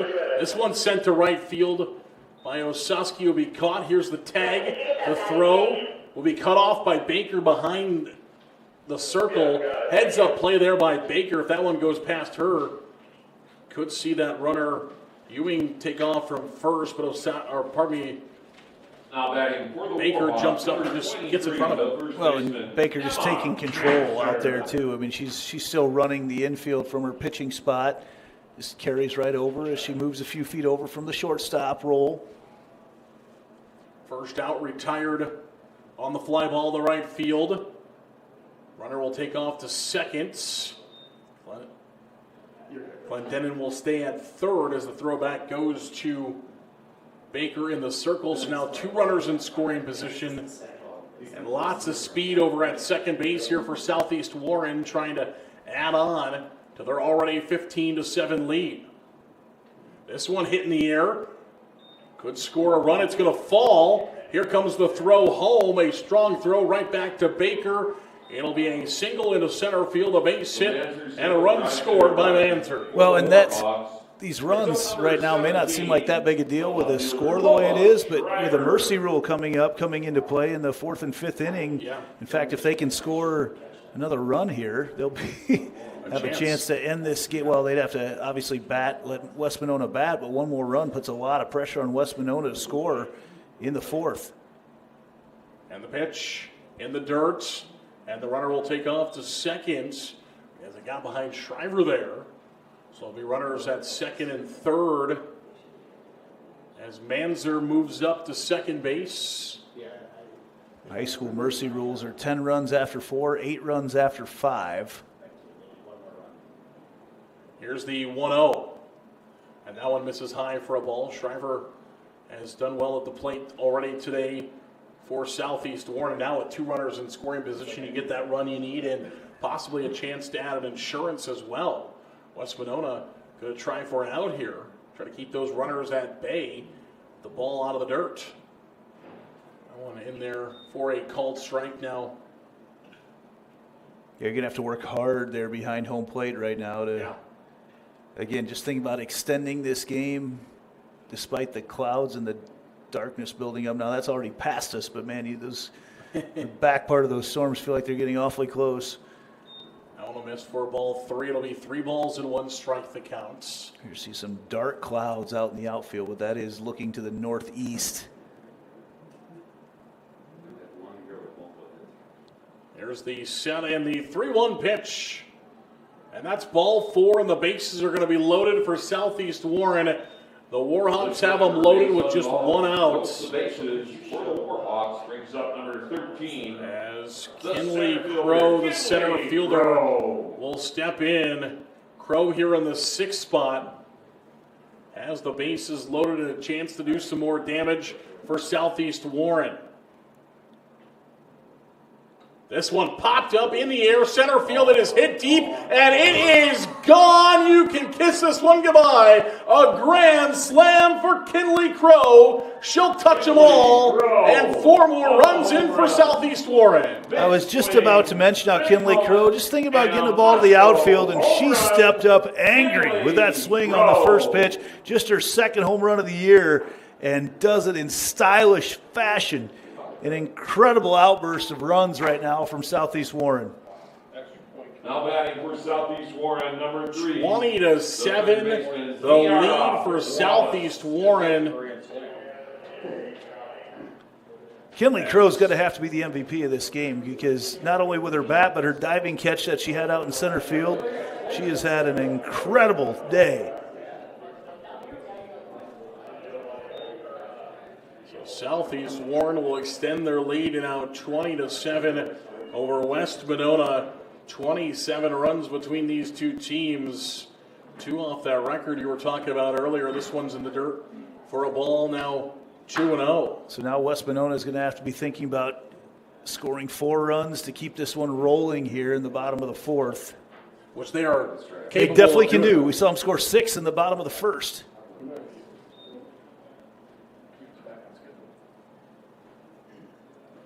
Two balls and a strike to count, just 1 away here for Southeast Warren. Batting in the top half of the 4th inning. A lot of fans from Butler County hoping that this game can get over so they can start their North Butler versus Clarksville game on time. Be a lot of angry people on Highway 3. And that one in the dirt for ball 4, so it'll be a walk for Wallace as she'll reach over to first. And another runner on the base pass here for Southeast Warren. As Glorious Fridley will step in, the DP. Here from the right side. This one in the air. Center field coming in and making the play for out number 1. Look back over at first to see out number 2, trying to see if they could get the double play. Not quite enough as good base running by Wallace. Got halfway on the pop-up, and then as soon as the catch is made, able to get back as now Harper Wallace will step in. I thought maybe the hit was weak enough, but good jump there in the outfield to come in and get it.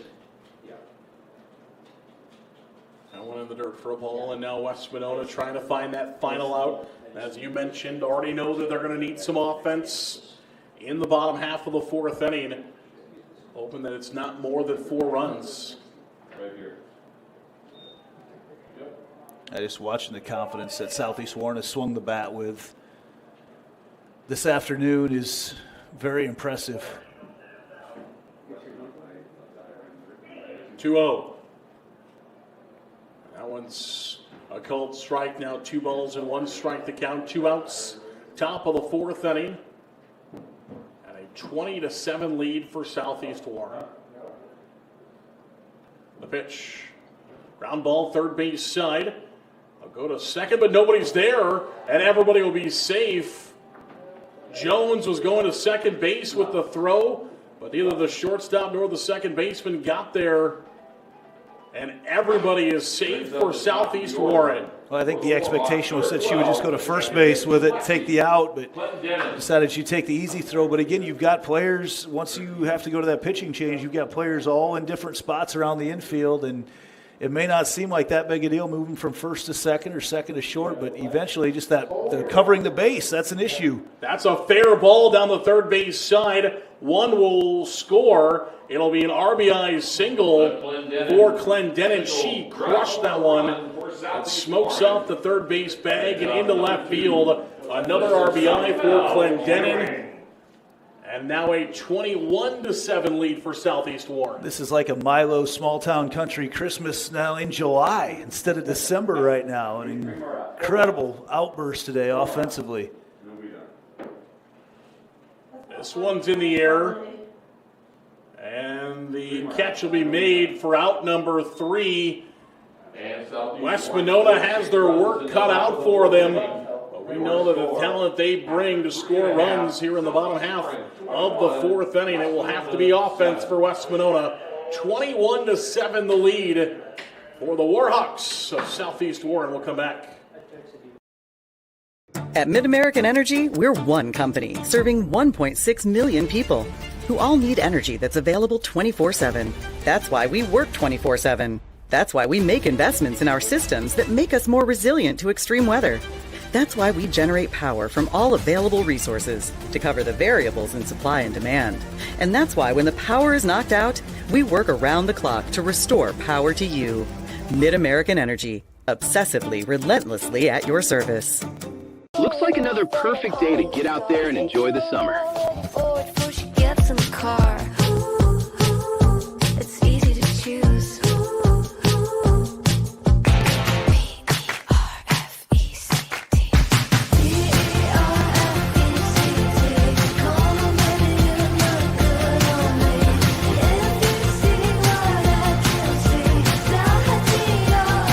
Iowa State Fair, August 13th through the 23rd. Back to Fort Dodge, the Farm Bureau field here, hosting Class 1A and hosting an offensive outburst from Southeast Warren as they have scored 21 runs, 4 innings. They scored 4, 11, and 6. And now have a chance with 3 outs to win the softball game. Give them a 1-0 start to this state tournament. The first pitch is swung on and missed. It changes your rules of how you play the game right now. You're keeping them from scoring 5 runs. You can just play the out, play your normal depth. Advantage to the defense right now in this situation. That one is fouled, third base side Hill. It'll be 4, 5, and 6. Due up here for West Monona, as Andy mentioned a moment ago, will need those 5 runs before Southeast Warren can record 3 outs. That would. Pitch misses outside for a ball. That would give us a 5 versus 8 winners bracket and a 1 versus 4 losers bracket tomorrow. In what will be an elimination game right away to start the day. Guarantee that one of our higher seeds. This one is sent high in the air to center field, and that one is gone. Hill will get 1 of the 5 runs needed with a solo shot. See you later. Touch them all. That's number 8. As we have Hill with the home run. Well, bringing around the bases for West Monona. Hill with the inside-out swing, and I was just about to mention, just throw strikes. That's all you got to do right now. Let him put the ball in the play. Eventually, you're going to get the outs. Well, not there. Hill has other ideas. Sends that ball straight away center right over the Iowa Farm Bureau logo. Second home run of the season for Hill. Now batting for West Monona. And now there's 1 of the 5 needed. Lichtenberg. And nobody out, so they're going to continue to plug away here offensively. 5-hole hitter Quentin Lichtenberg will step in here from the right side. A couple of them have been straight away center field, last the grand slam, and then a solo shot. Straight away center field. That's the 3rd home run of the game. And 2 in the last game. 5 home runs in this field here in 2 games. 5 between the 2 teams. These IGHSAU logoed balls are juiced, I think. Yeah, 5 home runs between the 2 teams in these, or between the 4 teams in these 2 games.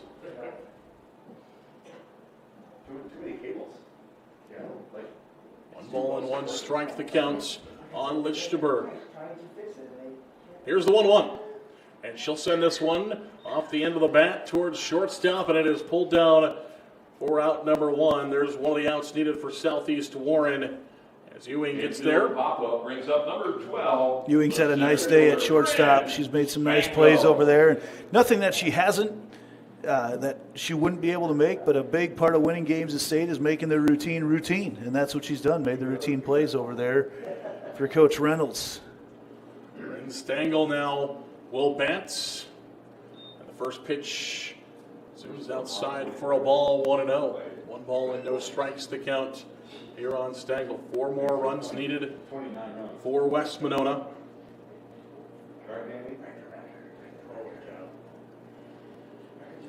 1-0 pitch in there, low for a ball. 29 runs. Did you say that's for? That's the record. Yep, that's it. We've tied it. Yeah, we've tied the record. So we got 2 records set this game. The runs in an inning with 11 in the second by Southeast Warren, and now the total runs by teams with 29 is a new state record, not just in 1A, but a new all classes record. And that one's in the dirt for a ball, now 3-0. So yeah, we had 1 record in the first game, 2 records here in the second game. We've tied or broken 3 records so far between the 2 games. Well, in a tournament with double elimination, so more games are going to be played, so a lot of cumulative records going to be broken in this tournament. But you had a couple individual game records as well, and be looking at rewrite. Feels like a track meet, rewriting record books. 3 balls and a strike as that one gets in there. Geisler will bring the 3-1 pitch, misses for a ball, and so West Monona gets a home run. Now a runner over at first base. They're not going to go down without a fight. Nor would you expect them to right now, as Nevaeh Healy just, again, put the ball in play. And so far, for both these teams, when the ball goes in play, good things happen. Healy now at first base, started the game at second base. That one misses outside for a ball, 1-0. Healy in the 7th spot. Bellis is due up next, the left-handed slap hitter, and then Jones are the next ones to bat here for West Monona. All of them, they're going to need to score the 4 runs they need. This one's fouled back to the backstop, and now 1-1 here with an out. Bottom half of the 4th inning, 21-8. Southeast Warren lead. Geisler on the rubber. Will find the sign she's looking for from the wrist card and the 1-1. And that one misses for a ball. Now 2-1 the count. 2 balls and 1 strike. On Healy, batting .337 this season. For West Monona, the 2-1. This one's in the air towards right field. It will hang up, and out number 2 recorded. So Southeast Warren now just 1 out away. West Monona has to score 4 more runs. Well, we saw Southeast Warren do it with 2 outs in the first, with nobody on when they got their rally started. And Bellis, the left-handed slap hitter for West Monona, will step in. Here in the 8th spot. And she'll put this one out of play foul. On the first pitch, 0-1. Jones, the 9-hole hitter, stands on deck, hoping to get her opportunity. And of course, for West Monona, they would love to bring their star leadoff hitter, McKenna Baker, back to the plate. Here's the 0-1. This one slapped third base side, it will go foul. So it'll be 0-2, and now West Monona down to their final strike.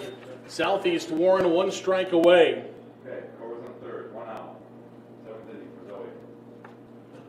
Southeast Warren won their first game of the state tournament in 2024, the last time they were here, and then lost in the semis. They're trying to win their first game down here at state again in 2026. That one will miss for a ball, 1-0. On the other side, West Monona trying to stop a 3-year skid of losing in the opening round. Of course, different tournaments those years, but 13. 1 ball and 2 strikes. Here is the 1-2 pitch. Swing and a miss. Strike 3, in Southeast Warren has won their opening round game for a 2nd straight year here at the state tournament, or a 2nd straight appearance, I should say, at the state tournament. They win 21-8 over West Monona, and a game that we thought was destined for both teams scoring a ton of runs. 8 runs is a lot, but 21 is a lot more. 21 is also a state record as well for runs by a team in one game. The previous record was 18, excuse me. Key High and Remsen St. Mary's both tied for that. So throw out all the 1A scoring records today. Southeast Warren holds them all now. And like I mentioned several times, they just came out swinging angry bats today. And they made some solid contact. And, man, they had a mission, and they succeeded in that mission. So Southeast Warren will get the job done. They will advance them themselves on the brackets.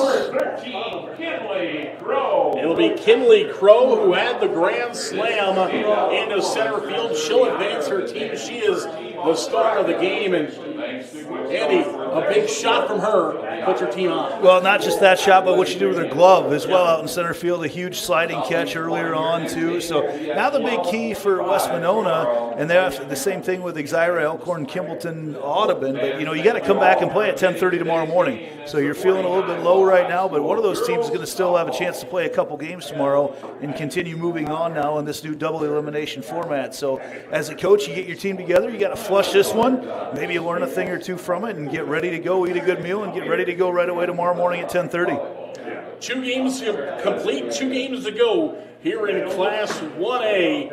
As tomorrow, our winners bracket of the top half will be number 8 Edgewood Colesburg taking on number 5 Southeast Warren, and the losers bracket at 10:30 a.m. on the bottom half, on the top half is number 1 IGHSAU EKH Audubon taking on number 4 West Monona. For our entire crew here in Fort Dodge, thank you for tuning in for this one. He's Andy Pollock. I'm Sarah Negastall saying have a great evening. A couple more softball games in Class 1A to come your way here on the IGHSAU Digital Network, powered by Mid-American Energy Company.